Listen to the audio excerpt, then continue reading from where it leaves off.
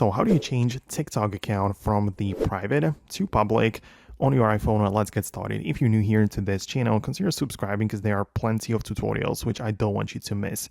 So you're gonna go to the TikTok, go to your profile like that, and then tap on the three lines in the top right corner so you can actually go to the settings and privacy.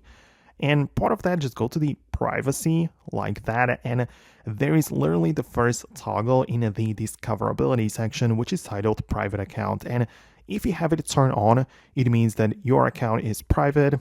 Only your followers can access your posts and all of the things that you publish. But if you disable this, you basically make your TikTok account go from private to public. So you undo this change. Naturally, there are more other privacy features like the activity status and suggesting your account to others. So just go through it if you care about your privacy and everything. So that's what you need to do. Most definitely let me know in the comments below if you managed to do what you needed or if you were successful in changing the settings of your TikTok. Subscribe for tutorials and videos like this one in the future, and I'll see you later. So thanks a lot for watching, and I'll talk to you in the next videos.